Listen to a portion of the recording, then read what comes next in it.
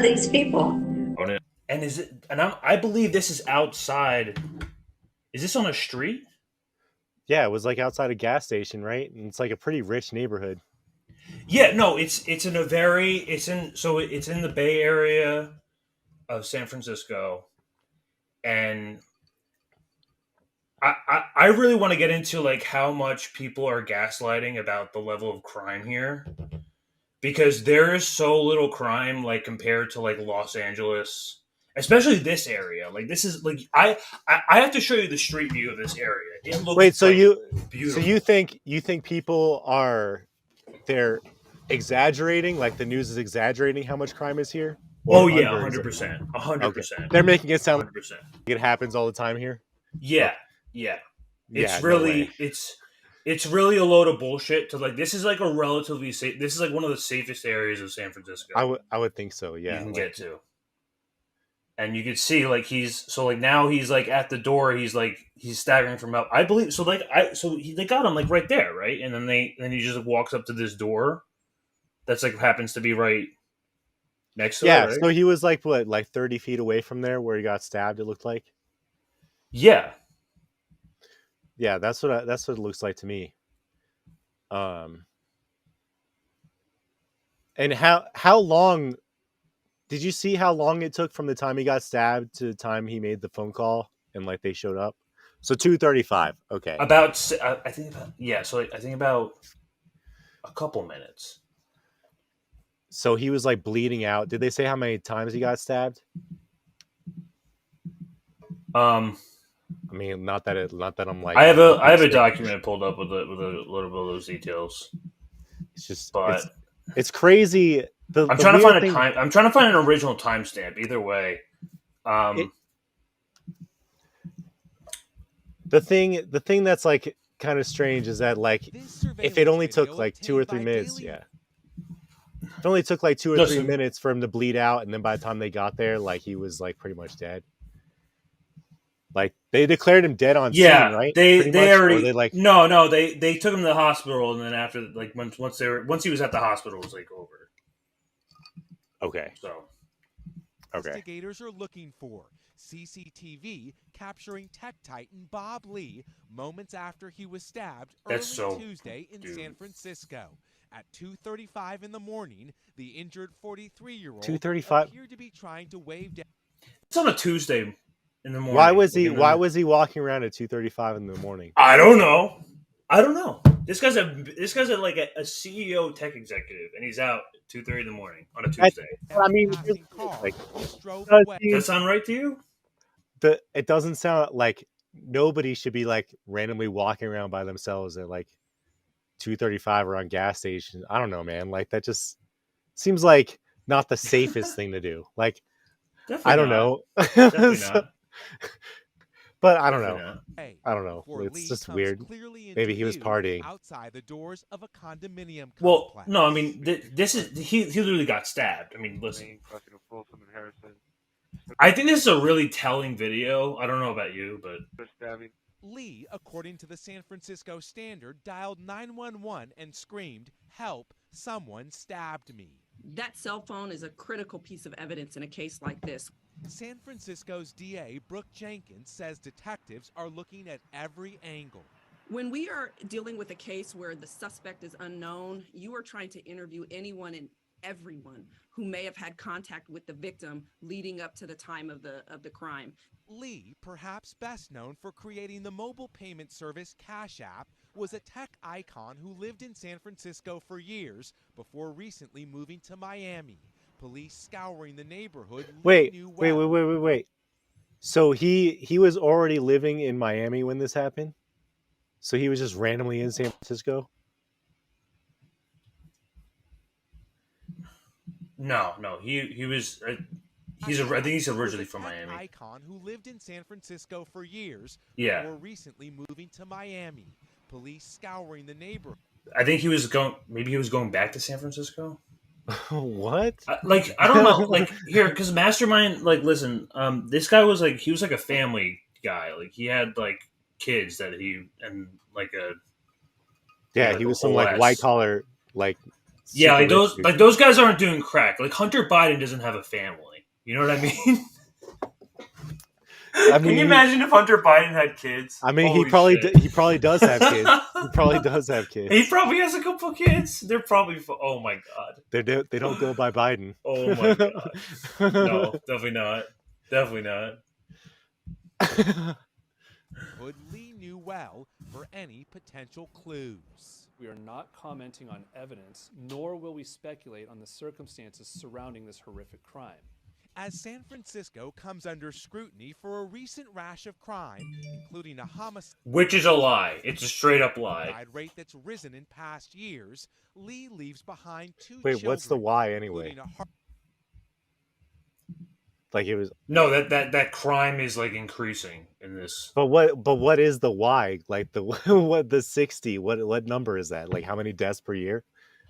Like it's just a number. Like I understand 2019 I guess. 2020. Homicide rate? Rash of crime, But what is that? including a homicide rate that's risen in past years. I don't Lee leaves know. behind 2 children. Maybe the average homicides per year? Yeah, Maybe but that. they could all right. I mean maybe. I mean it's a news graphic that's up for like 3 seconds. So what do you Broken daughter who writes, "I'm devastated that somebody would be so cruel." see? Like I can't imagine this guy is doing crack. You know what I mean? He doesn't look like he's doing. He crack. doesn't look like crack, dude. He does not look like he's doing drugs. I can tell you Life that. cut short in a murder that remains If he was doing drugs, it would be very obvious. a It's mystery. definitely I'm like 100% positive it's not about drugs. Yeah. Yeah. So, there's some strange things. You don't become a Uh, CEO of Cash App by doing crack. You Yeah, become- and I'm not. you become I'm a not- board I'm not, member like, of an oil company. Yeah, like I also want to sit here and like try to like defend some like crypto capitalists. Like I understand like, whatever business this guy was in, it was very much of the disinterest of the Fed, and I can tell you that yeah, for um, sure. for very obvious reasons. And most of the time, they don't like these like these like tech entrepreneurs, these like financial tech bros, because then it would completely ruin the whole scheme of the money printing Ponzi-onomics of the United States because it's not Yeah, backed by exactly. anything. So you would have to essentially like what essentially the government needs to do is to take the gains of power before it gets too late. Well, it's kind of like what I'm also not defending crypto either because we know that crypto is a scam, especially after FTX. It's not, this is more Yeah. about the like. It's. I wouldn't say it's like 100% the step to digital currency, but it's in that definitely direction. it's definitely in the right direction. Yeah. To answer, Um, Masterman, like Bankman Fried from freaking FTX. Yeah. I'd say it's a little it's similar, but like Cash App isn't really crypto. It's just a payment processing and Like he's not even like it's not even people just say that like he's the owner of Cash App. This has nothing to do with Cash App. it has nothing to do with Cash App. Tech entrepreneur that's invested in multiple different financial, like he's in mobile coin, he's in different things at invested in multiple of these Silicon Valley projects happening at once. So it's almost telling us about Cash App is like just kind of the smoke. I don't think he even owns Cash App anymore. He owns some like subsidiary. It's definitely like a subsidiary of like mobile coin of some sort. There's you could tell through this guy's just career history where what his mind was at, or basically his like his conceptual ideas were. Mhm. But it's strange because like this is coming after a long strip of crypto deaths in this space that is just do you remember that guy a couple months ago who he like allegedly had like these like texts like saying that like the CIA and the Mossad are after me. He was like this like Yeah. tech. Oh, you're talking about freaking what's his name? The guy who got whacked on his Yeah, I think they mention him at the end of this, but like we'll see this. He was like the Yeah. father of QAnon, dude. Yeah. Again, and I guess like still this is ongoing. This is like some of this is speculation, but like connect the dots where you will. Weird is going on in the world of crypto and high-tech finance. And don't just take it from me, take it from the facts. A lot of those executives are dropping like flies. Case in point, 43-year-old Bob Lee stabbed to death on the streets in San Francisco, 2:35 in the morning, Tuesday morning. Found alive, but barely. Yeah, what? Why is he out that late? Died in the hospital. And this guy is like a tycoon. Well, that's what I mean. Like you said, they said he didn't actually live there. He lived in Miami. And then why he was there in 2:30 in the morning, like it does that like that right there. It's always like, it's never like, oh, he was doing what he was supposed to do and got stabbed anyway. It's like, no, he was like not in the place that he was supposed to be at all. It doesn't make any sense. No. Texting about him. Even like Elon Musk is texting about this guy.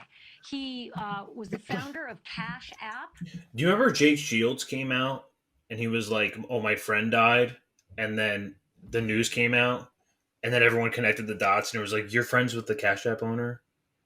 Jake Shields, that like right wing, like he's like, I don't know. Yeah. I think he's like some MMA. He's like, he's probably like a Republican, like yeah, I don't really like or something. Yeah, I know. I don't know.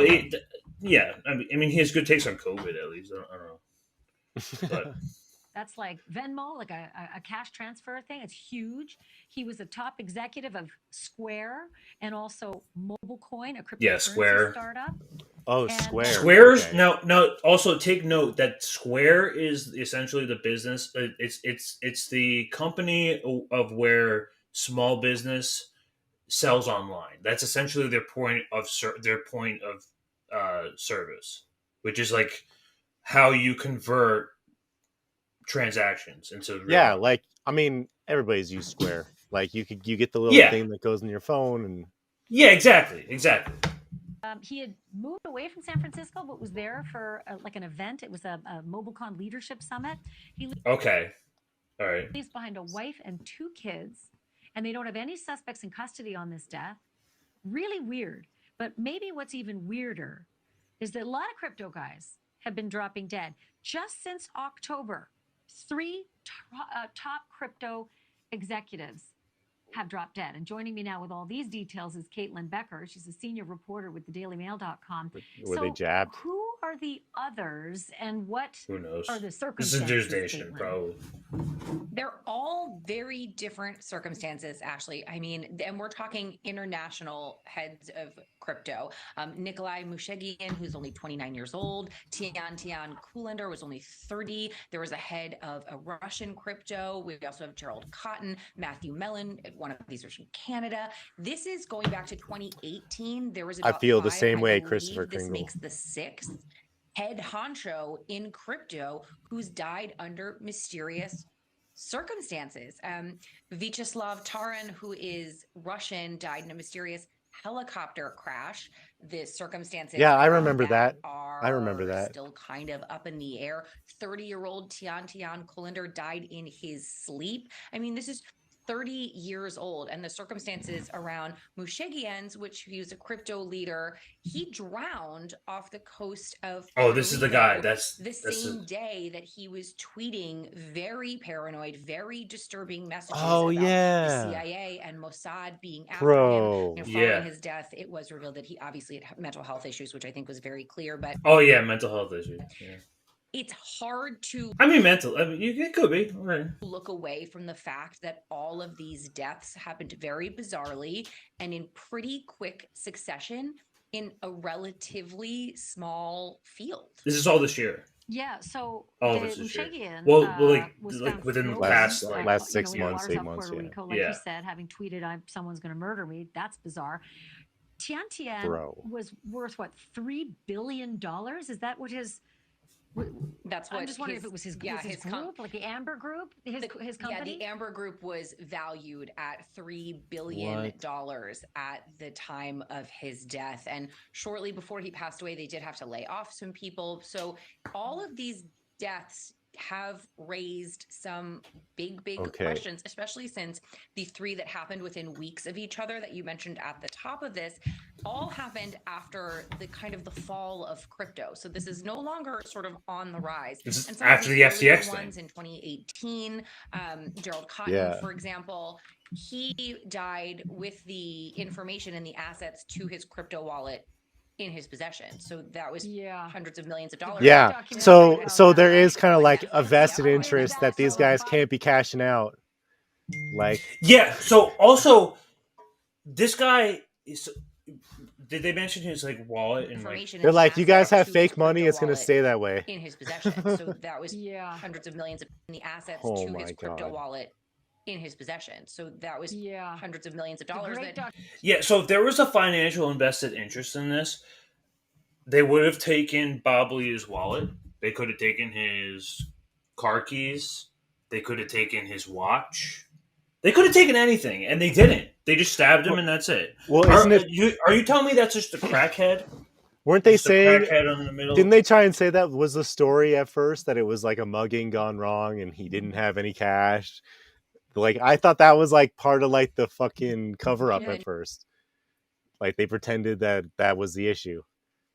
I don't know. I mean, frankly, like San Francisco police is really not being very transparent about this. About that, Shocker. On Netflix. Yep, I binged that till about 5 a.m, and it's awesome. There are either a lot of questions. I was just gonna say, either there is a curse, or there are some very angry crypto customers who The lost crypto their shirts, curse. maybe. But Caitlin, follow this for us and tell us if you find out anything more about it. Absolutely, Ashley. Okay. So let's get a quick Google Earth of this area, just to get like an understanding of like how rich and loaded this place is. This is where it happened. That's the store. Yeah, do you see like how wide open it is? Like, yeah, I mean, I still wouldn't want to be out there at 2:30 in the morning. It looks pretty downtown, but like, this looks downtown to you? I mean, is it? These look like apartment buildings, no? I mean, no, like when he. Yeah, I mean, I guess you're right, but it's like, yeah. Yeah, so, like he was when he was like actually like knocking on that door that he was knocking on in the security footage. It was that guy. That was no. No, that's like an apartment complex. It was like a condominium, like a residential thing. So like this is like a residential, like people live here in this area. People walk in and out, and like yeah, I mean, I don't know. I really don't go to California. I mean, I've been there maybe like once or twice, but either way, doesn't make sense to me. Yeah, and for everyone that's really like gaslighting about the crime thing, and like no, I know that like you could be a methed out person and just you just decide to like randomly stab someone. I mean, sure, yeah, but then you would take their wallet and then you would use it to buy more drugs, would you not? Or are you just like you're too methed out to steal the wallet? Well, I don't know, man. I've seen like most drug addicts, like don't doubt them. They're smart enough to steal the wallet. It's not like they're dumb. Like it's really not. Yeah, but didn't FedNow come out? Yeah, and I'm about to get into that too. Okay. I really just wanna like, hold on, like, well, let's try and build up the suspense a little bit. No, you know what? I'll get into like a little bit like of why this guy could. We'll start like connecting the dots a little bit here, as to why this could. The thing is, like, it's too rich of a neighborhood. Isn't this like Pelosi's district? Essentially, it's like way too rich of a neighborhood to have just like freaking crackheads around there. Like,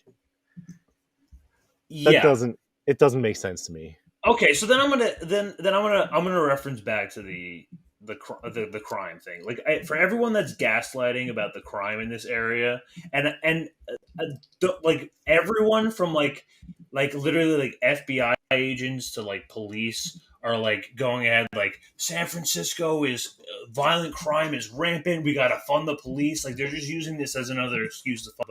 That's what happens whenever a tragedy happens or some mysterious death happens like this. They always have to blame it on like crime so that they can fund the police even more. Well, it's funny, like because I was listening to more like the Nashville stuff, and like the police were doing more. They're like doing like their press reports and like stuff, and they were like, "Oh yeah, we need more training. Like, thank goodness for our training. We need to make sure we do our training. Like, got to make sure like get more training. Like, training was really what was good. So then like be like, we need more money for training." Yeah.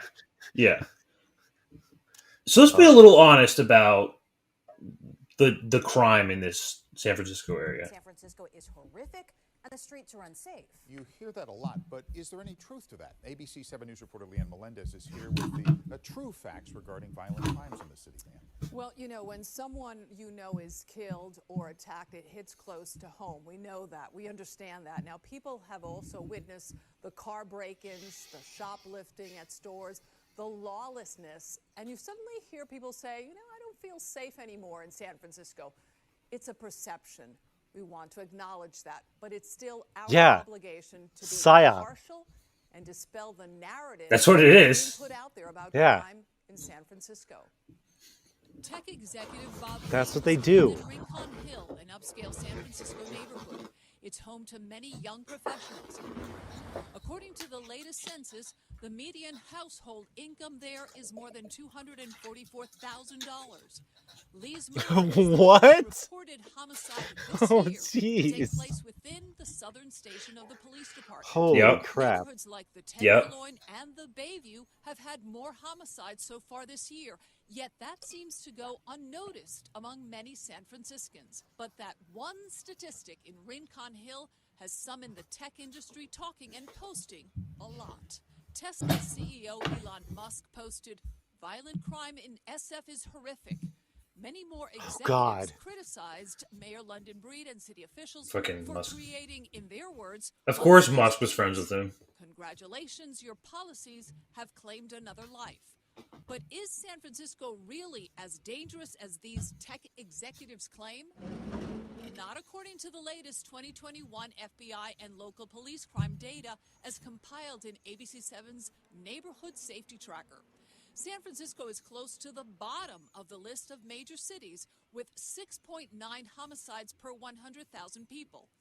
Austin, Los Angeles, Miami, Washington, Houston, Minneapolis, Oakland, Chicago, Atlanta, Milwaukee, Philadelphia, Detroit, and St. Louis had more reported homicides St. Louis. than San Francisco. Damn, dude. Supervisor Matt Dorsey represents the district where Lee was murdered. This is not a city where anybody should fear for their lives at 2:30 in the morning. Let's dig even deeper. The crime trends for the year as of April 2nd, 2023 have 12 homicides compared to 10 for the same period last year. So that graph you saw before was a lie. It was just a straight lie. Yeah.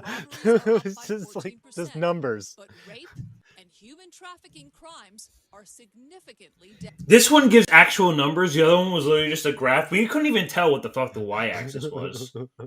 That's the graphic that they're giving you. And this is what... Statistics don't matter when it's somebody you love who has lost their life in an incident in San Francisco. Now that right there puts everything in perspective. San Francisco has problems like many cities, but these numbers we just showed you, this factual information does not fit the narrative that some people are putting out there on social media. Nice. That said, I want to echo what Supervisor Matt Dorsey said. These statistics are not comforting to the families of any of the victims, whether they live in Rincon Hill or the Tenderloin or the Mission District. School shootings coming to San Francisco. Exactly. Gotta get those numbers up. So just to get like an idea of like as to like why this guy could have possibly, because honestly like this so to be fair, this death in particular has more questions than there are answers. I mean, if we had answers, I mean, maybe it's too soon to call anything. And obviously, none of this is calling anything. It's just more of like a reasoning as to why this guy could have maybe been possibly targeted. And you know, a large part of it is like kind of like what I explained before, like the weakness of fiat currency and the threat to the Ponzi-onomics. Hello and welcome to my channel. Thank you for being here. BRICS countries, Brazil, Russia, India, China, and South Africa are working to create their new currency. This, of course, is no surprise to those of you who have been following the recent news on the stability of the current global reserve currency, as well as the expected decline of its value. This time around, the lead are expected to take India and Russia. India and Russia should take the lead in forming a financial relationship to ultimately create a new common currency, said State Duma Deputy Chairman Alexander Babakov during St. Petersburg International Economic Forum. It has not been announced what currency will become the common denominator. It seems that a decision on whether it will be the Chinese yuan, ruble, Indian rupee, or something else has not been made. It's gonna be the yuan. It's gonna be the yuan. But. It's already. I think there's some huge trade agreement between Russia and China where I think Russia, like one of them is paying for the other in yuan, and like. I know, like, everybody likes to think it's like multipolarity, and that's what this means. That's not what it means. It means, like, China's going to have hegemony in, like, you know, next 10, 20 years. Well, like, no, Russia's happy because they're selling all the natural resources. Yeah, I think there's, like, some mutual benefit. They have the trade routes, and they have a much bigger country, too. That's the thing is, like China's enormous and has an enormous freaking economy. So it makes sense for them to use, like, the yuan. I'm just saying that, like, I don't really think it's multipolarity. I just think it's China becoming the hegemony in, like, the next, like, I don't know, 10 to 20 years. It's 100% China. There's no way that I don't see. But I think countries have more mutual benefit. I just think at least economically. I mean, like, we should be honest already and just give it, like, just throw in the towel and give it up to China already, because we're in so much debt where there's no turning back. There's no turning back. Well, I mean, we can't print our way out of the situation. I mean, that doesn't really mean anything because we print our own. No, it doesn't. It doesn't because again, we're money printing. We're a money printing Ponzi scheme nation. And then we're proud to be one. So it's a little off topic, but, like, basically because, like, countries are no longer trading with the petrodollar, like we used to be able to print money and be kind of okay because we had that backing of oil.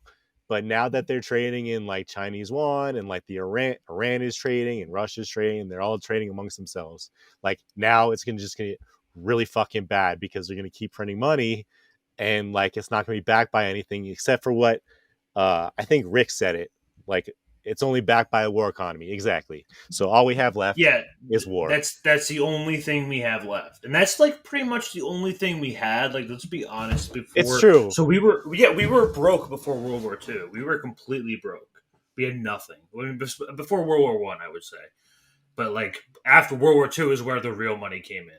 Right. Because that's when we came in. We teamed up with the IMF, the World Bank, and then indebted Europe to forever to us. So to answer Bill really quick, all I'm saying is that MMT, all fiat currency. It just, like, it has nothing. Like, I agree. It's just because we print our own money that debt doesn't really apply. That's like But what I'm saying is there's kind of like a but there because we still had it backed by the petrodollar, and now, as Rick is saying, like, also war. But I just think, like, we're gonna see extreme inflation. Like, it's not going to be something that we're going to be able to manage anymore because, like, the capitalists still want to get paid. And, well, it's kind of like what I think. I think we're going to end up, like, in, like, a feudalist sort of situation, more or less like what the kind of, like, the World Economic Forum has kind of been pushing the last few years. Like, it's going to be really fucking bad. They're saying it out loud. They're saying this is on April 6th. So pretty much they're running out of ways. to pretend that it's not like fake money and it's like if they can prop up like a few thousand people, but they really can't do it anymore. So I think I think it's very likely we're gonna end up going to war because like Rick said, I think he had like the really good point that it's like all we have left is war. And like, what are we gonna do if we can't back the money behind oil or any sort of thing, and we lose our reserve currency status? Then it's going to be like a freaking desperate freaking like wolf, like desperate dog, and just like fighting to like stay alive. It's going to get really, really bad. I don't know what else. I don't know what else to do. I don't know what else, how they get out of it. Like, it's not like everybody on TV thinks like, like 6 months down the line and 9 months down the line, a year down the line, like at the end of the day, the reserve currency status is going to go away. That we're not going to have like be able to trade with freaking using the petrodollar, like all that stuff's going to go away. So when all that goes away, then like you might as well just wipe your ass with our money because it doesn't mean anything. It's not going to be worth shit. It doesn't mean anything. Yeah. So I think that's why they came out like this is just I just thought it was funny like how obvious this was. Like this is literally the day of, and they come out as like crypto markets are threatening national security, or this is 2 days after. Yeah, now it's a problem. It's a threat to national security, and this is just more of this is back in 2022. But I mean, people have been using crypto to fund freaking dissent for freaking ever. Like using that's just like I don't know. Doesn't seem. See, the thing. It seems like it bring up an excuse that doesn't really mean anything. You have to like. I feel like you kind of like sort of like get into like, the lens of like these crypto like tech Silicon Valley bros. These people who are involved in cryptocurrency, they are the most. They have like this like libertarian dream of like crypto like currency being like the world currency, the ANCAPs, the crazy. Remember the shit. Yeah, remember the shit that they sold us back in like 2020 and like earlier than that, like before SBF, when they were like, oh, the world, even where the fuck that like libertarian guy is. Which one? Ron Paul. Cryptocurrency is nothing, and you can quote me on this. Cryptocurrency is nothing but a libertarian wet dream. Yeah, that's all it is. Well. And it's not going to happen because the White House is going to do everything they can to pursue and basically make it illegal. Well, so it was kind of like what I was saying a couple weeks ago with Michael Hudson is like is it really like decentralized? Is it really like its own thing? If like a freaking, it's really not. If a freaking, it's more of like crypto, because it has to be backed by something.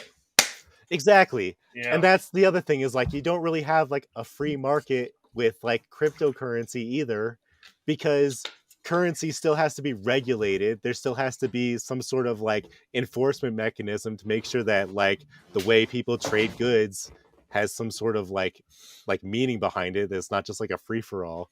So like the idea that it's like any sort of different than like just like going to the bank or anything else, it's not really. It's just less safe. So yeah, and I think most people are aware that they pretty much came straight out of the gate with it in terms of just right after just introducing the new no Fed hesitation. payment trade, no hesitation whatsoever. Just right out the gate, we're introducing the new FedNow, which is this new. It's basically, and people are basically saying like they're like, hold on. So is it literally like a Cash App clone? More or less. Of course. But I had a little graphic up. I'm gonna try to find it again. It seems to me that it's kind of like a precursor to when they implement CBDCs, and then FedNow is going to be the platform that they use for CBDCs, and like this kind of platform will just sort of go away or be deprecated. Yeah. So this is more or less what I was trying to reference. It's basically like you have the Fed, which is like the central, it's the central reserve, it's everything. There's the receiver financial institution, which is going to be like basically every bank.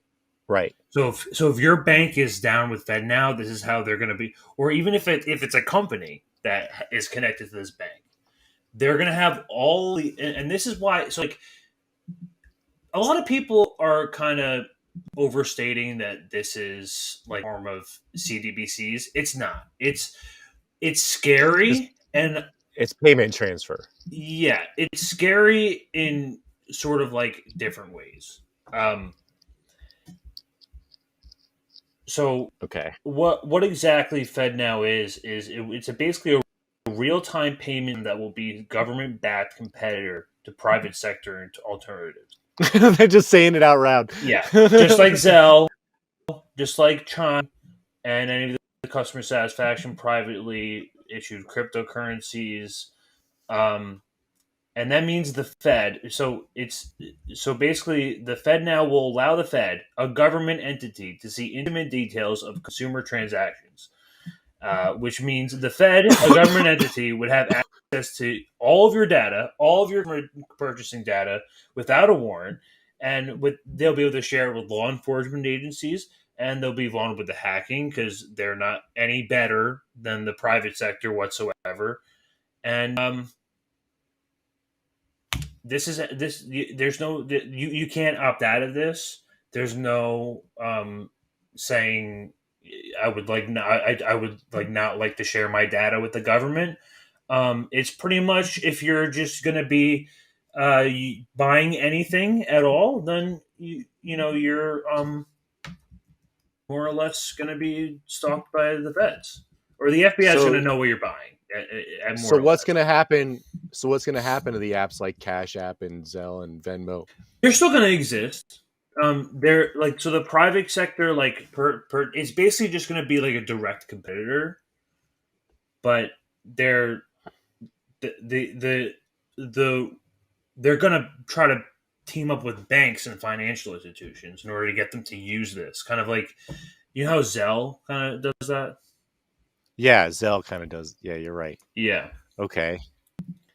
So they're going to try to team up with banks and try to like use like financial institutions. So like that way where else are you going to store your money if it's not in a bank? You know what I mean? Credit union. But yeah, I guess the super scene. Yeah. And that's interesting. I do just want to point this one last thing out. It does seem at one point that they're going to like force people to use it. Moby was his dream, a privacy protecting wallet for the get the fuck out of here, please. I will miss him every day. Privacy protecting wallet. So like how that kind of coincides with the financial like FedNow plan of being able to unwarrantedly just go through all of your financial data. I don't know. I make those are the dots that are laid out for us for now, at least. And again, no details at all whatsoever. I mean, I would expect with all of this surveillance footage, plus they have his phone, they have all that data in there, and they have won't his phone. say they won't say whether it was targeted or not. So well, we just have to assume that it is. Yeah, let's just do that. We can just do that.